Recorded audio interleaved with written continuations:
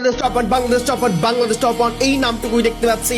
তবে আশেপাশে যদি বাংলাদেশ টপ ওয়ান এবং টিম টিসি Tata sports of nearby team ডার্সাই দুটো টিমের মধ্যে ফাইটটা করে যাওয়ার পসিবিলিটি সবচেয়ে বেশি। তবে রিফ্লেক্স ইউনাইটেড পা বাড়িয়েছে ওয়াই পার্টের লিস্ট আমরা তাদেরকে পুরোপুরিভাবে সেটা দেখতে পেয়েছি। তবে আরও একটি টিমের আনাগোনার ওয়েবসাইট দ্যাট ইজ আমার নীলা গেমিং শুরু সেখানে নিজেদের আক্রমণ নিজেদের করা হবে এলিমিনেট ফিনিশার করে ফেলা হয়েছে। তবে রাহাত এখনো ফিন্ডিং মেশিনের অ্যাভেলেবিলিটি তার কাছে থাকছে।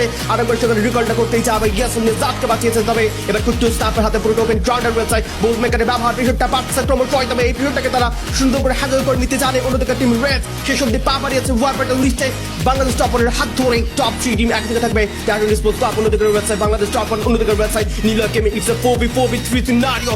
বাংলাদেশ টপ ওয়ান তাদের কাছে চারটি প্লেয়ার থাকলেও যারা একের পর এক আঘাত করতে চায় টিসির উপরে আর ব্লেড করা হবে ফিনিশ ডাউন।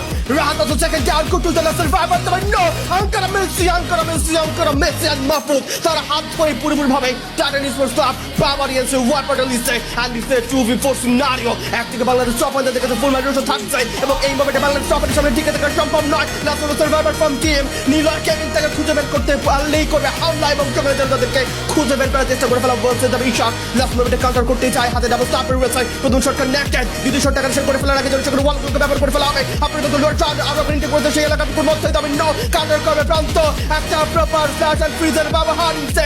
বুয়া from the side of team Bangladesh top one.